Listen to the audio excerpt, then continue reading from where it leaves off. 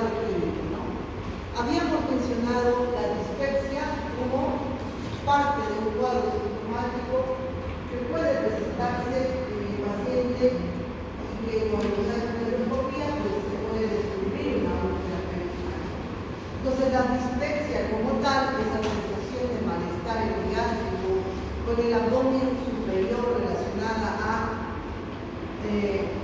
sensación de llenura, eructos, flatulencias, es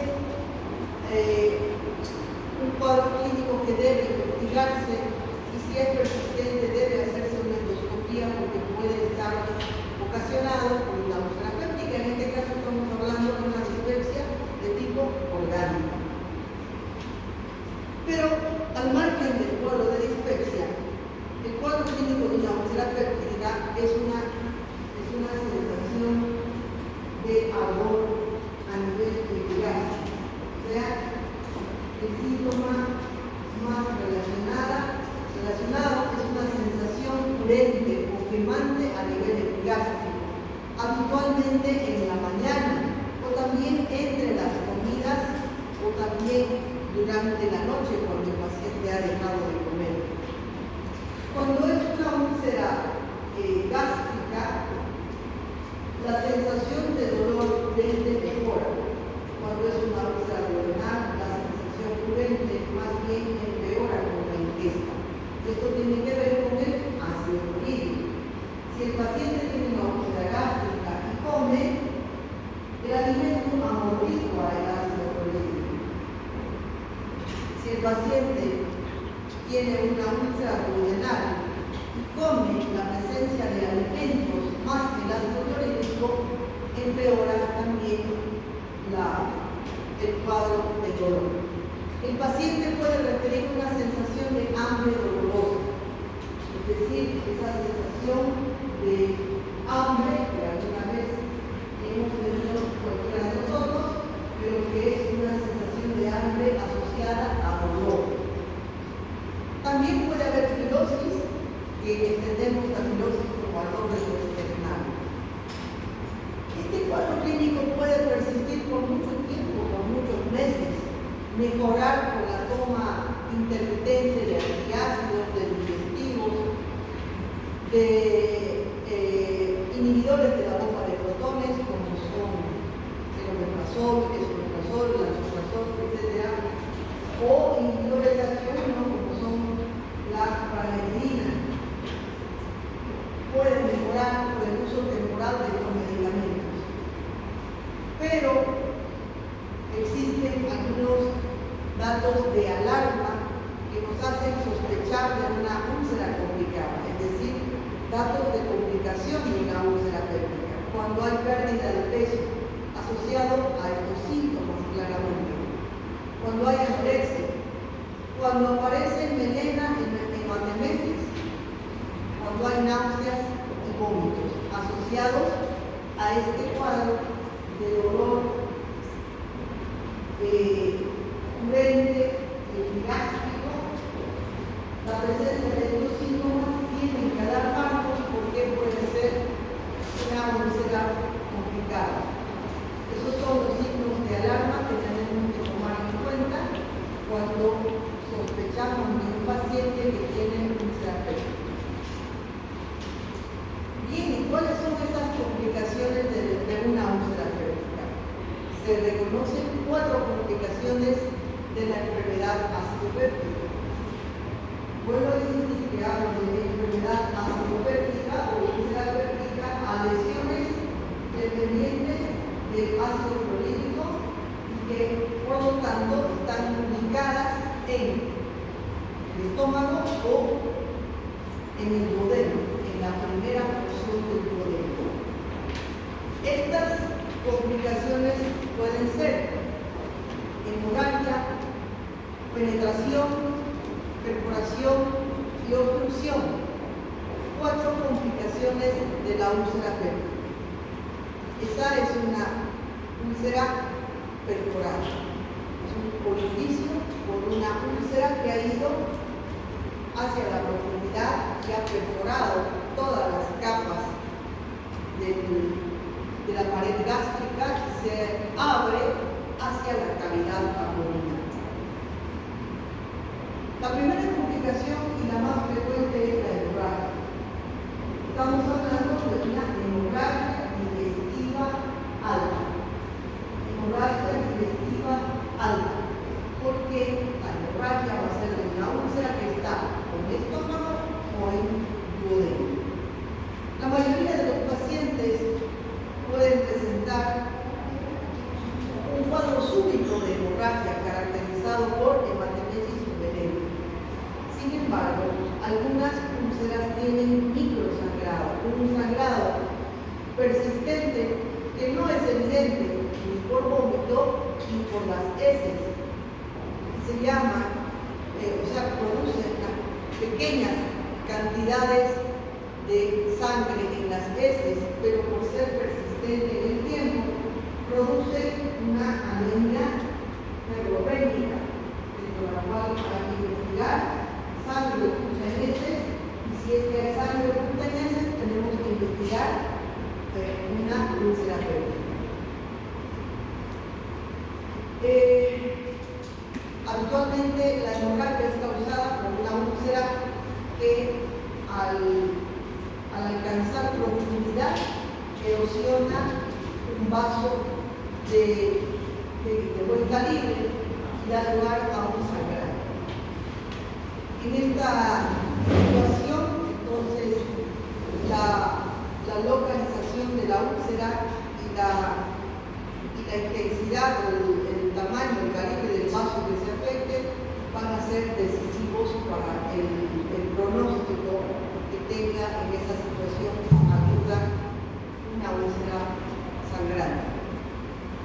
La otra complicación es la penetración. Cuando una úlcera ubicada en la cara posterior penetra o alcanza tejidos de órganos vecinos, como por ejemplo el lóbulo izquierdo del hígado, el páncreas, el ligamento gastrohepático, colédono, colon y ligamento hepatoduodenal.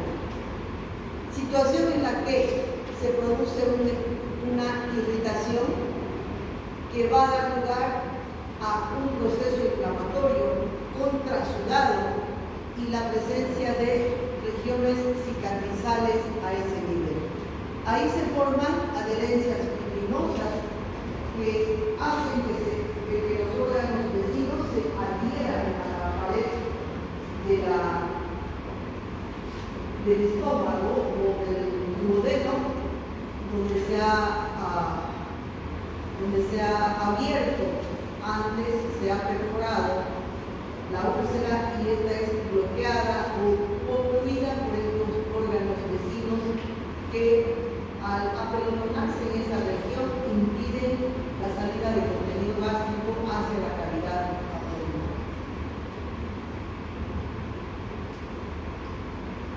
Otra complicación muy grave es la perforación. Una úlcera entonces solamente puede sangrar al alcanzar profundidad y erosionar un vaso de buen calibre, sino también puede ir más profundamente y perforarse. Perforarse significa abrirse a la cavidad abdominal. En este caso es un abdomen agudo. El paciente va a tener un cuadro clínico de abdomen agudo. ¿Cuál es el cuadro clínico de un abdomen agudo? ¿Alguien puede decirme? Deben estar llevando en técnica quirúrgica, ¿no? Abdomen agudo.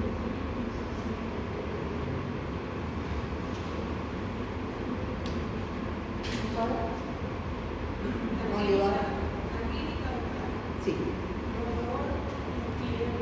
Dolor abdominal, distensión abdominal. Muy bien, está bien.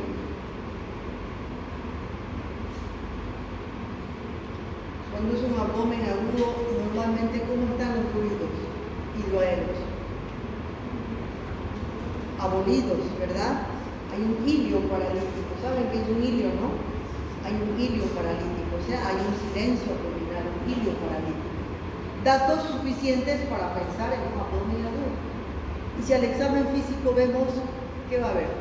Además, va a haber resistencia abdominal o, ¿qué se llama este reflejo? De irritación peritoneal.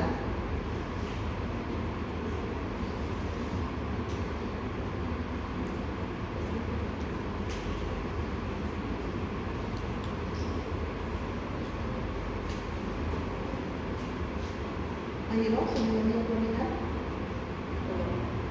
¿No? ¿Cómo puede uno saber que hay perforación de víscera hueca y peritonitis? No habrá un aumento de la tensión abdominal. Sí, pero tiene un nombre.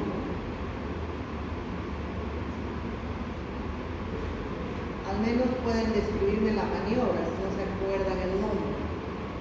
Tampoco saben la maniobra.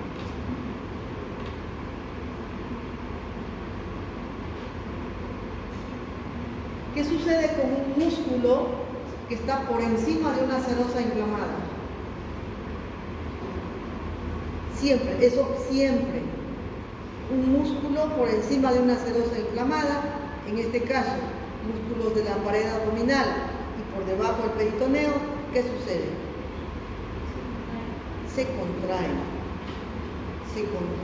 La serosa inflamada hace que haya un reflejo a nivel de la pared abdominal y hace que parezca lo que se llama un abdomen en tabla. Entonces, uno va a determinar si hay irritación peritoneal haciendo una maniobra con una sola mano. La anterior vez me decía que la palpación profunda es, yo la hago manual, pero esto es y soltar, apretar y soltar, ¿no es cierto? Apretar y soltar. ¿Ya se acordaron qué se llama?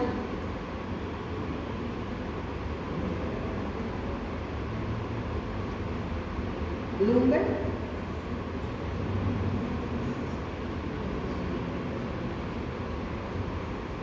Bueno, entonces encontramos signos de irritación peritoneal.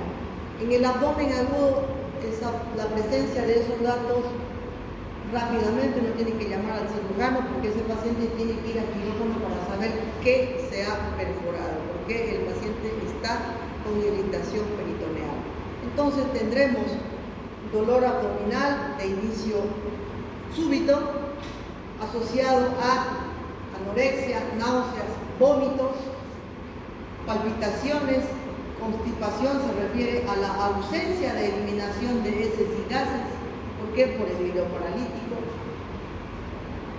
Tendencia a la acidosis metabólica, taquipnea, taquicardia, abdomen escafoideo o abdomen en tabla, inmovilidad abdominal, fluidos hidroaéreos abolidos, taquicardia, hipotensión y fiebre.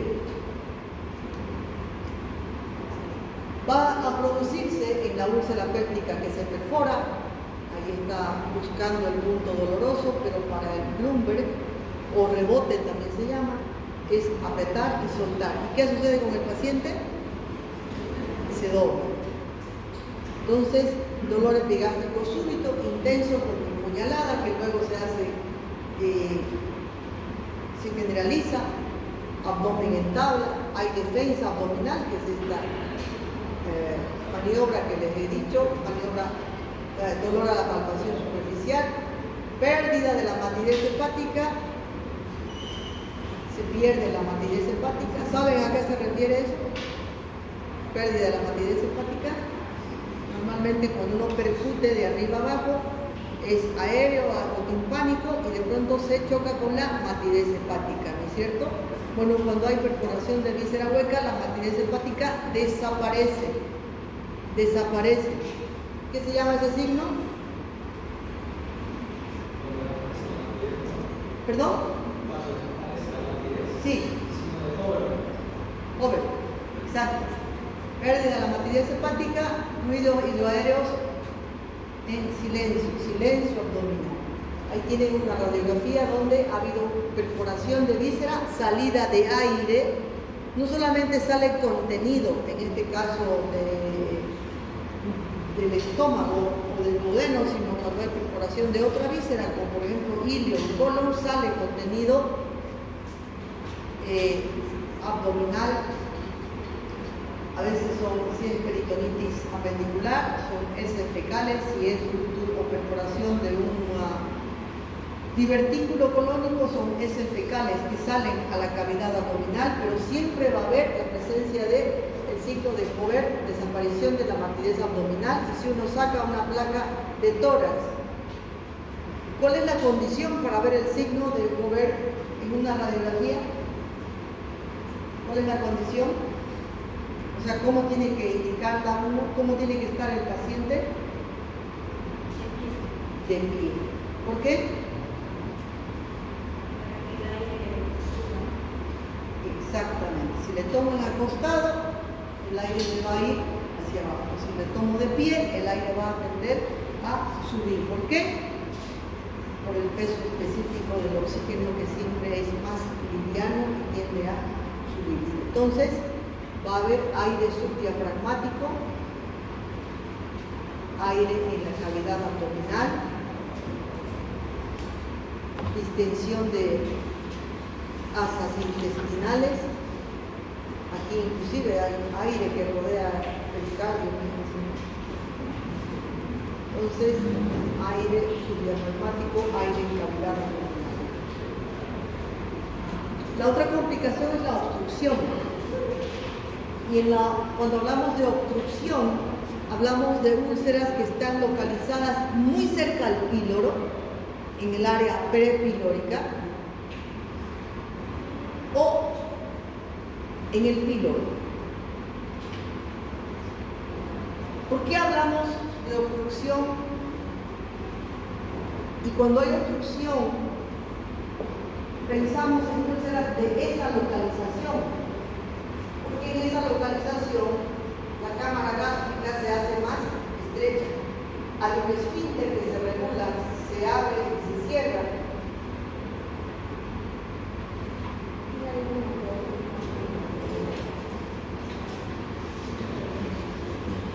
Y la cicatrización, entonces la cicatrización de esa región va a dar lugar a una estenosis.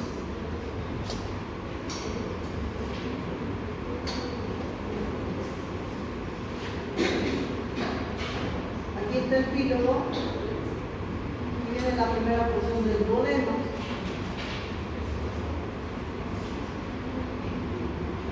Entonces, una úlcera prepilórica, como todo proceso inflamatorio que ha evolucionado con necrosis y pérdida de sustancia, va a cicatrizarse, ¿no es cierto? Todo proceso inflamatorio lleva a cicatrización. Entonces, esta úlcera va a determinar un área retráctil, disminuyendo el orificio para que la cámara gástrica se vacíe. Esa es una úlcera prepilórica. Otras veces la úlcera, bajo el mismo concepto, afecta el píloro. Y siendo una úlcera pilórica, ¿qué va a hacer cuando cicatrice? Va a deformar el píloro, provocando una estenosis pilórica. Existen algunas ocasiones en que hay úlceras que se llaman o sea, úlceras que están como un beso, ¿sí? Como dos personas que se besan frente a frente y que al cicatrizar se van a dejar apenas un pequeño orificio de salida. ¿Qué determina esto? Se llama un síndrome pilórico.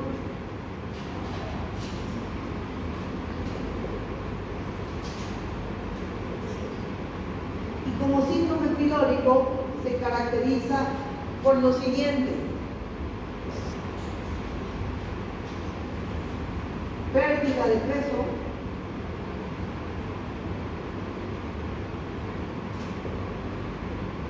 sensación de llenura permanente,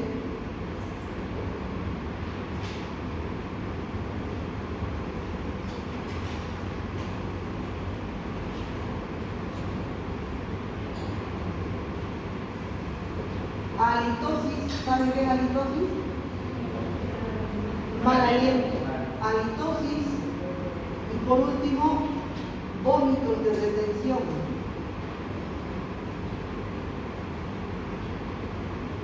Síndrome pilórico. Cuando hablamos de úlcera péptica como causa de un síndrome pilórico, tenemos una causa bien establecida. Pero el síndrome pilórico, ojo, no solamente es producido por la cicatrización de una úlcera pilórica o prepilórica. La compresión puede ser extrínseca, cáncer de cabeza de páncreas, por ejemplo.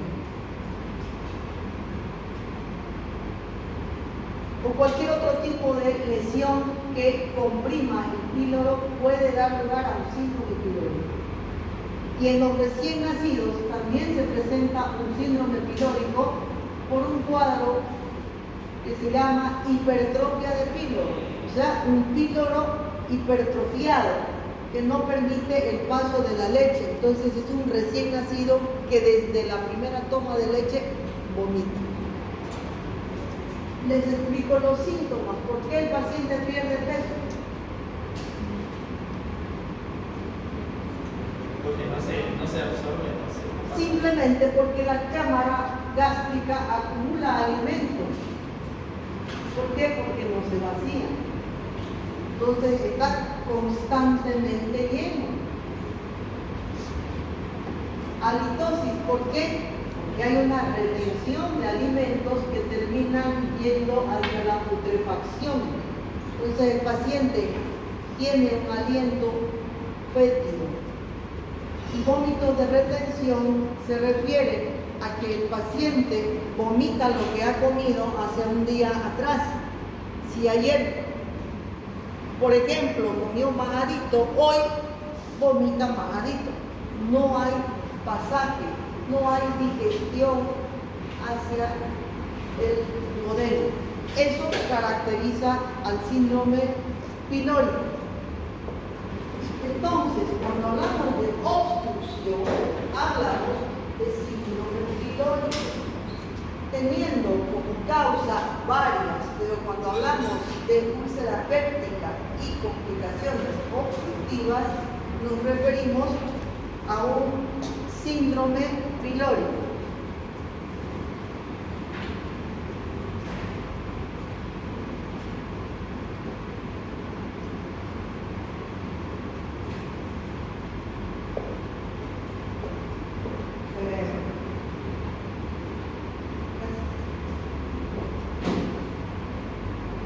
Entonces hay esos síntomas, yo se los he descrito más bonito y mejor. Esos síntomas, el tratamiento es una endoscopía, se le puede hacer una radiografía de abdomen con un contraste varitado, donde el contraste va a quedar prácticamente en el estómago, no se va a vaciar o se va a vaciar muy lentamente, y el tratamiento es un tratamiento quirúrgico. Ese es un síndrome pilórico donde se ve la cámara gástrica totalmente, este es un esófago varitado, donde el bario no pasa prácticamente hacia la primera porción del duodeno. Entonces tenemos estas complicaciones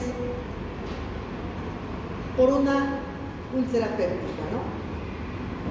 Sangrado, hemorragia digestiva masiva,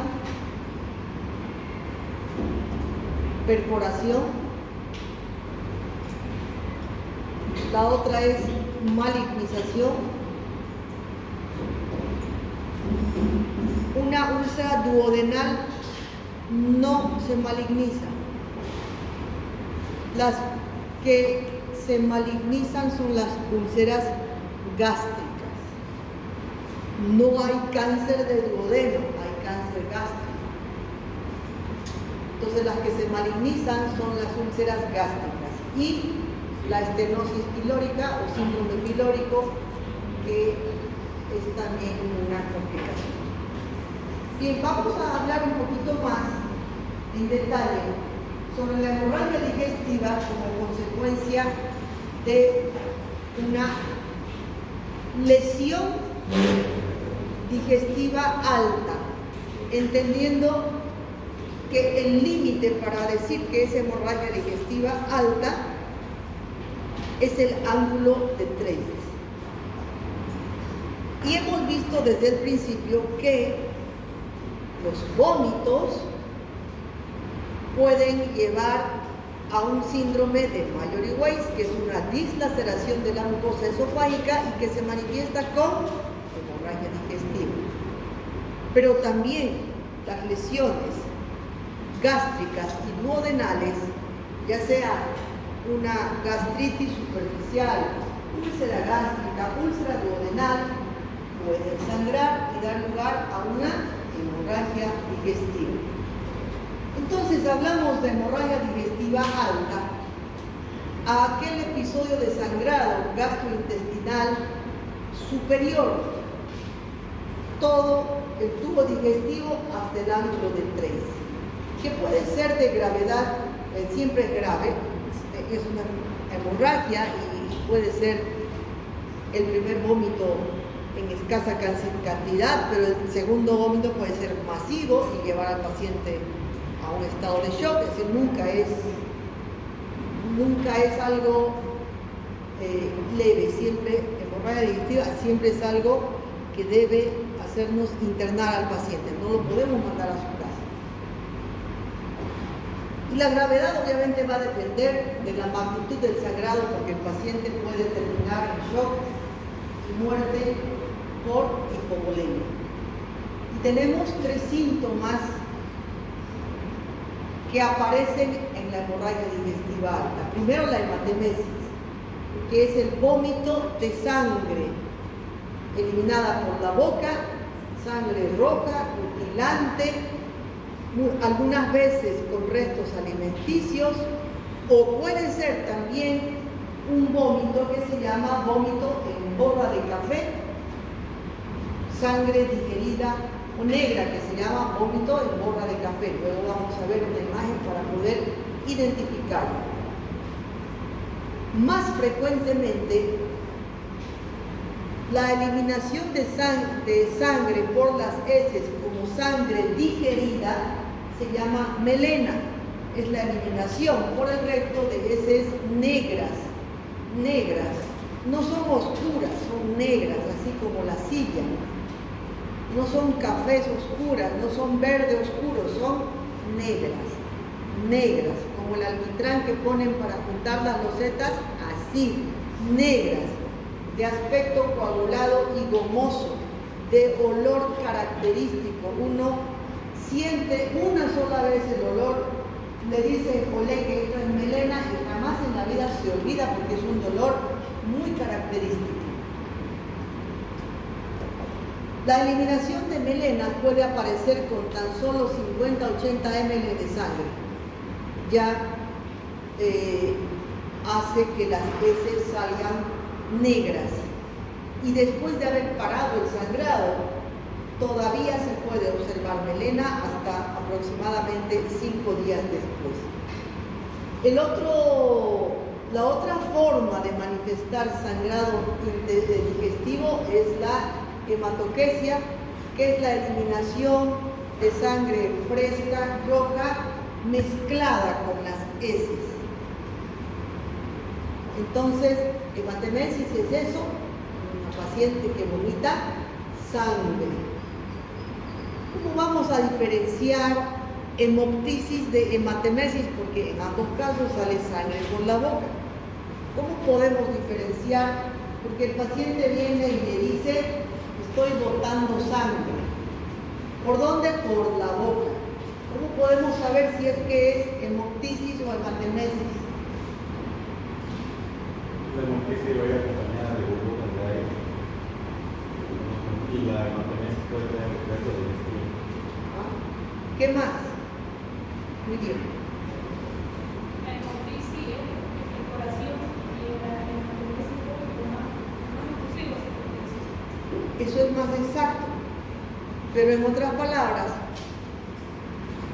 la hemoptisis es precedida de tos. La hematemesis es precedida de náuseas y vómitos. Entonces, ¿qué le vamos a preguntar al paciente? ¿Usted botó sangre? Antes de botar sangre, ¿qué pasó? ¿Tosió? ¿Estaba tosiendo? Sí. ¿O vomitó? Ah, vomité, no. Entonces sí es hematemesis, ¿no? Melena, esa es una deposición típica de melena. Negra, gomosa, brillante, de un olor característico. Hematoquesia, heces con sangre roja rutilante. Y algunas veces tenemos que diferenciar de la rectorragia, porque aquí la paciente está vomitando sangre, pero aquí el paciente ha eliminado sangre por el recto. Cuando es rectorragia, habitualmente no es sangrado digestivo alto, es sangrado digestivo bajo. Habrá que pensar en cáncer de colon, hemorroides o displasia de colon, pólipos también. Entonces les he puesto ahí porque a veces el paciente pues no sabe especificar bien. Y el vómito en borra de café, ¿no? El paciente vomita ya líquido, o la sangre ya ha pasado, ya ha vomitado, esto que también es sangre oxigenada, que tiene el aspecto negruzco como si fuera borra de café. De las causas de hemorragia digestiva alta, fíjense, en porcentaje, con mucho, la úlcera péptica es la causa más frecuente. Entonces, cuando un paciente viene con hematemesis o melenas, más del 50% de posibilidades que se trate de una úlcera péptica. Otras causas serán varices esofágicas, esofagitis, gastritis, duodenitis, o sea, lesiones más superficiales, síndrome de Mallory-Weiss, angiodisplasia o, en un pequeño porcentaje, nunca descartar, cáncer. ¿Cáncer de dónde? Cáncer gástrico. Cáncer gástrico. ¿Cómo clasificamos la hemorragia digestiva alta? La hemorragia digestiva alta puede tener origen en lesiones del tubo digestivo en esos segmentos que les he mencionado: esófago, estómago, duodeno. Y la causa pueden ser lesiones propias de esos segmentos. Sin embargo, las lesiones secundarias provocadas por hipertensión portal asociadas a cirrosis determinan hipertensión portal con desarrollo de varices esofágicas. Entonces, cuando un paciente viene con hemorragia digestiva alta, más del 50% de probabilidades que sea una úlcera. Pero habrá que preguntarle en los antecedentes si es que consume bebidas alcohólicas, si es que ha tenido hepatitis y de las hepatitis, ¿cuál hepatitis? Hepatitis B o C. Si es que consume o ha consumido algún medicamento hepatotóxico. ¿Por qué? Porque otra causa de hemorragia digestiva alta es la ruptura de las varices esofágicas. Entonces, hay una clasificación que es esta que les muestro acá.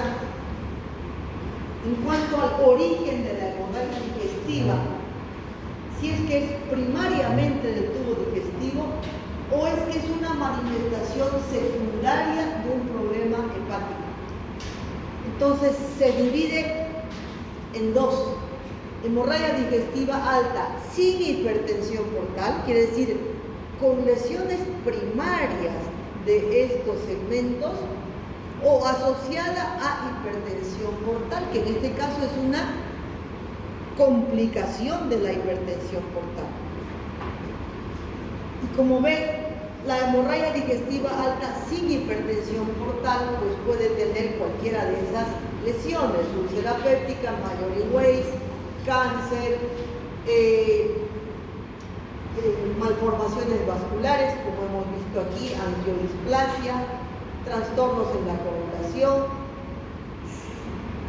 trastornos locales de esos segmentos. Pero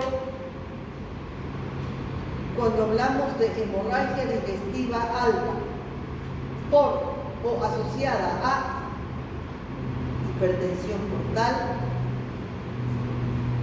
tenemos que investigar hemorragia digestiva por ruptura de varices esofágicas en primer lugar, varices gástricas en segundo lugar, o una gastropatía hipertensiva por la misma hipertensión portal.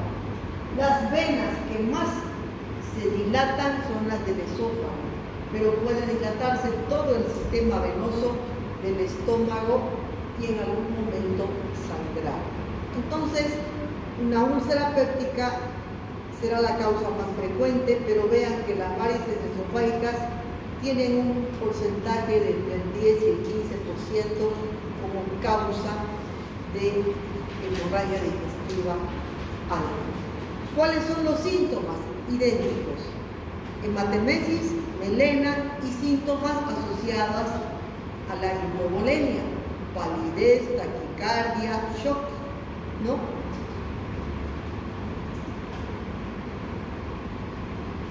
Y cuando hablamos de hemorragia digestiva alta asociada a hipertensión portal, vamos a recordar esta imagen que ya les mostré de un hígado normal, un hígado con algunas áreas fibróticas y un hígado cirrótico, que es un hígado totalmente cicatrizal, donde ha perdido prácticamente su funcionalidad y es una zona de resistencia para el pasaje del flujo venoso a través de la vena cava y el sistema portal.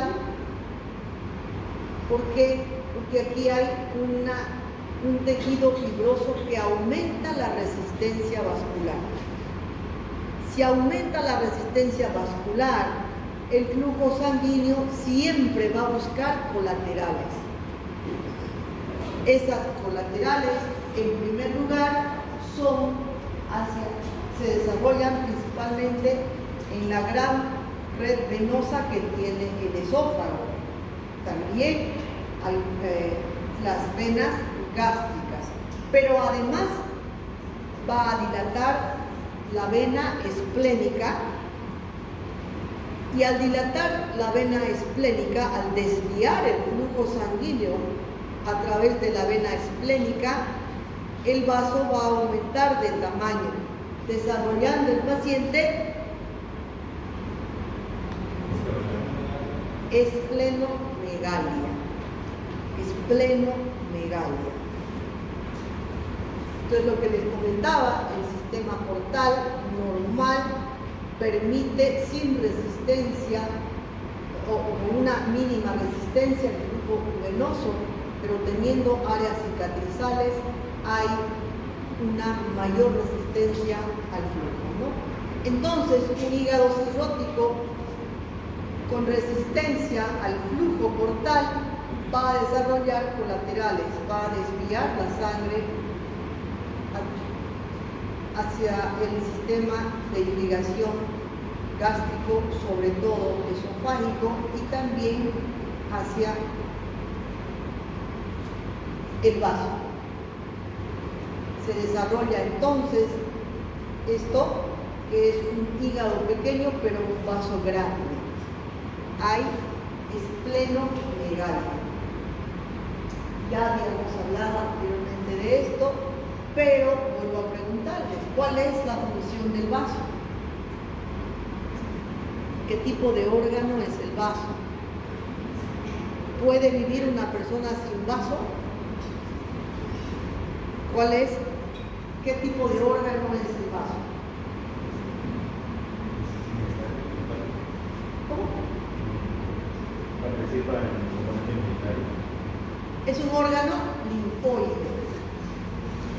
Es un órgano linfóide. Su estructura es reticular, es como una red, donde quedan atrapados elementos formes de la sangre, es decir, plaquetas, glóbulos rojos y glóbulos blancos, que ya están envejecidos. Ahí quedan atrapados. ¿Por qué? Porque ya no se pueden amoldar, y cuando ya la membrana que los cubre ya no es flexible, significa que ya son leucocitos, plaquetas o glóbulos rojos viejos. Entonces se quedan atrapados ahí, pero eso en condiciones normales. ¿Qué sucede si el vaso crece? Hay esplenomegalia, aumenta la superficie de atrapamiento. ¿Y qué se va a percibir en sangre? En sangre va a haber disminución, una pancitopenia, disminución de glóbulos rojos, glóbulos blancos y plaquetas. El paciente va a tener anemia, leucopenia y trombocitopenia. Entonces, en el cirrótico encontraremos varices esofágicas, y en el laboratorio característicamente podrá o no estar ictérico, pero va a tener pancitopenia, anemia, leucopenia, trombocitopenia. Si tiene anemia, estará pálido. Si tiene leucopenia, tendrá tendencia a múltiples infecciones. Y si tiene trombocitopenia, hemorragia. ¿Se imaginan la gravedad que implica que haya una ruptura de una varice esofágica y que además tenga dificultad en la coagulación? Paciente grave. Porque además el paciente con cirrosis no produce ¿qué? ¿Qué no produce? ¿Qué factor no produce?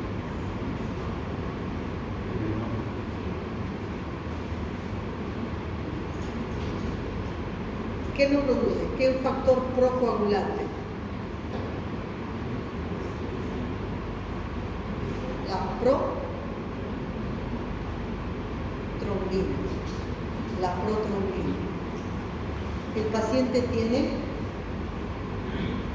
prácticamente cero de protrombina. Y si no hay protrombina, no se activan los otros factores de la coagulación que dependen de la protrombina. Entonces el paciente tiene tres motivos para sangrar, pero así profusamente, ¿no? Primero, falta de protrombina. Segundo, falta de plaquetas. Y tercero, las varices esofágicas.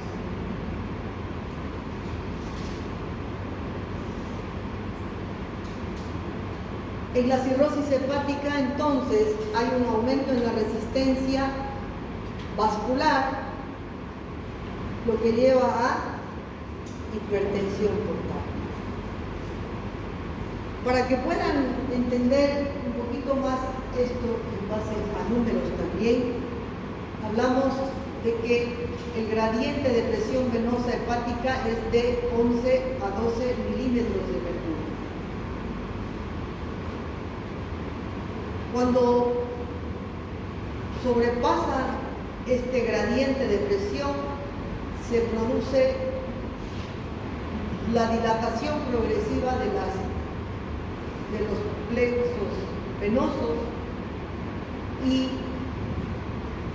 se forman colaterales. El gradiente puede llegar a ser mayor de 18 milímetros de mercurio y aquí hay un gran riesgo entonces de hemorragia digestiva alta de origen varicoso porque van a formar varices de gran tamaño. Entonces aquí están las varices, endoscópicamente se ven como si fueran varices, son varices en realidad como las que aparecen en las piernas. Han debido ver algunas señoras, sobre todo aquellas que hacen trabajo alzando peso durante mucho tiempo, se desarrollan estos cordones varicosos, que hay una laceración de una varice esofágica y claramente eso sangra profusamente.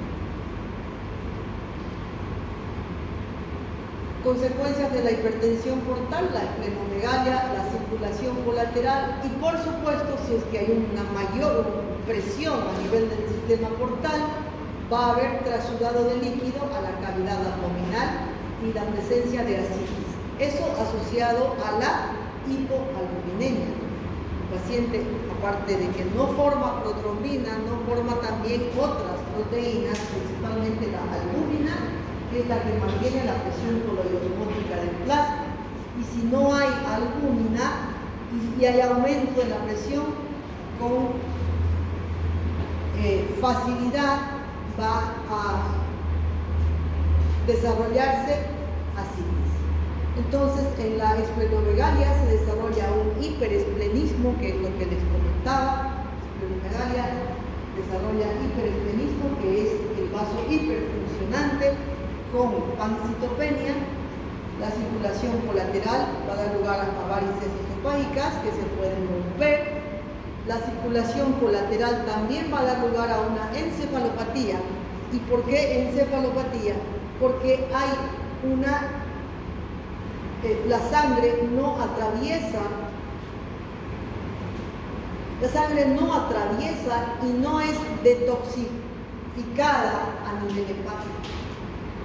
No se extrae el amonio y otras sustancias que normalmente se extraen a nivel hepático. Y por lo tanto la sangre que va por estas colaterales hacia la circulación sistémica es una sangre llena principalmente o saturada de amonio. Y el amonio es un tóxico, que es el causante de que se desarrolle un estado de toxicidad cerebral que se llama encefalopatía hepática secundaria a hiperamonemia, un aumento del amonio en sangre.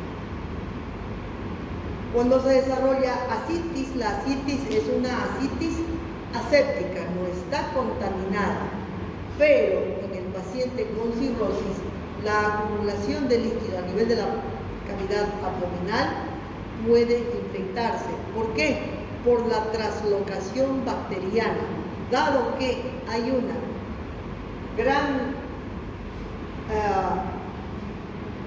dilatación también de las venas mesentéricas que irrigan el intestino, hay traslocación bacteriana hacia la sangre sistémica o hacia la cavidad abdominal que contaminan la ascitis y se puede desarrollar una peritonitis verdaderamente en esa ascitis que inicialmente no estaba contaminada. Es una gran ascitis con circulación colateral. El paciente puede estar ictérico y los síntomas del paciente con cirrosis e hipertensión portal están en este gráfico. Bueno, tiene ascitis, circulación colateral, por la ascitis normalmente hernia umbilical, edema que ya saben las características, aquí lo pueden ver, simétrico, blando, no doloroso, que abarca pues hasta el tercio superior de los muslos, y como tampoco en el hígado se metabolizan los estrógenos, que normalmente todos producimos estrógenos, hombres y mujeres, pero se transforman a nivel hepático. Y como hay cirrosis hepática, en el hombre hay un aumento de estrógenos. Entonces, el paciente con cirrosis poco a poco va desarrollando signos de feminización, como ginecomastia, caída del vello axilar y cambio en la estructura del vello pubiano. El vello pubiano, ustedes saben, en el hombre es de aspecto triangular y en la romboidal y en la mujer triangular. Entonces adquiere una distribución ginecoide del vello pubiano con unos vellos muy escasos. Bueno, hasta ahí tienen alguna pregunta. Luego, el funcionamiento de la vesícula biliar.